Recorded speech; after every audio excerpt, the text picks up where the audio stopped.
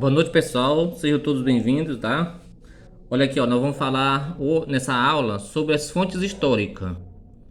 Vocês veem lá na página 22 do PDF de vocês, creio que tem uma questão que fala sobre fontes históricas, tá certo? Vamos ver aqui, ó. As fontes históricas.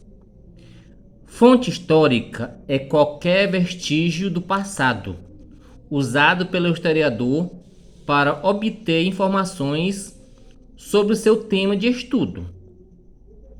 São elas exemplo de fontes históricas, documentos oficiais, jornais, livros, cartas, letras de músicas, história em quadrinho, pinturas, fotografias, filmes, mapas, escultura e também os relatos orais. Leia o texto a seguir. Então, o documento não pode ser entendido como uma realidade histórica em si, mas trazem porções dessa realidade.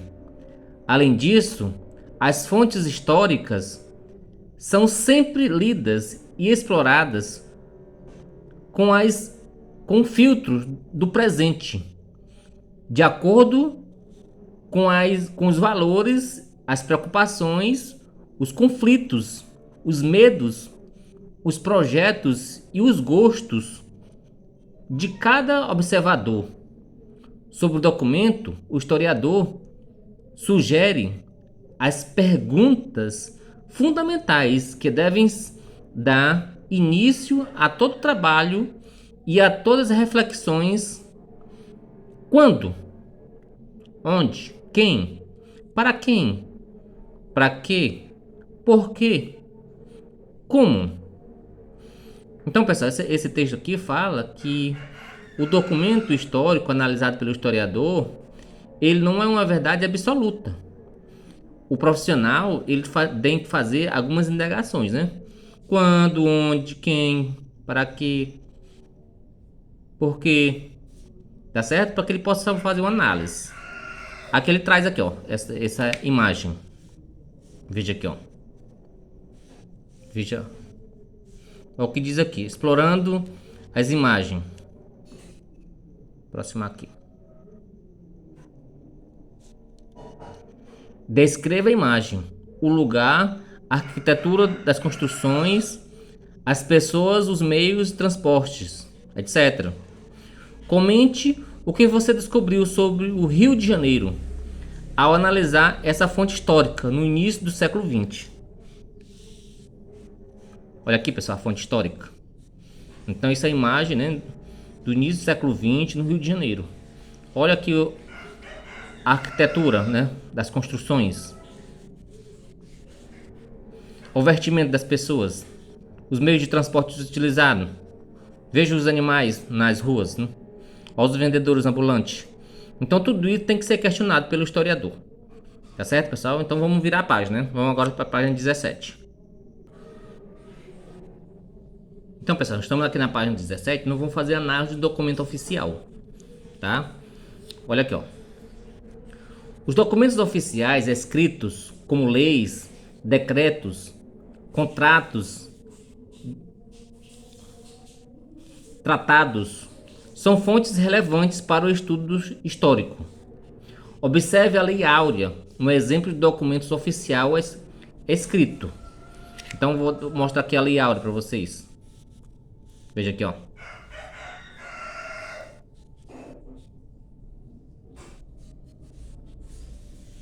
Vamos fazer aqui uma análise. Trazer uma análise que traz aqui, ó.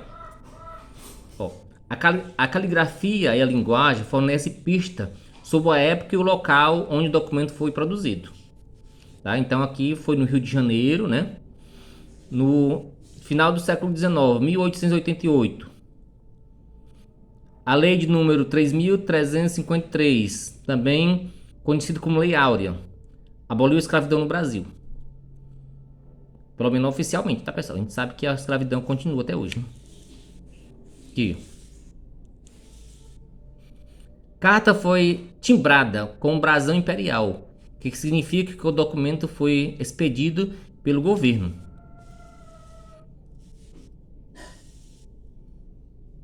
Por meio dessa fonte, sabemos que a escravidão foi abolida no Brasil no dia 13 de maio de 1888.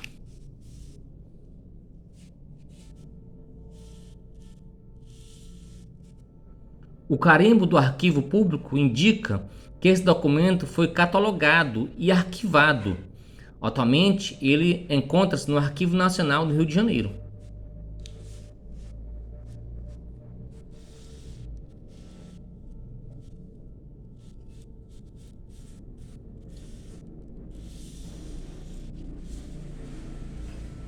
Assinatura da Princesa Isabel, que na época era regente do Império do Brasil.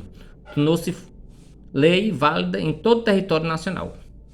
Tá, pessoal? Então acabamos de analisar a Lei Áurea, né? Um exemplo de lei oficial, né? Do Estado. Bom, pessoal, nós estamos na página 18.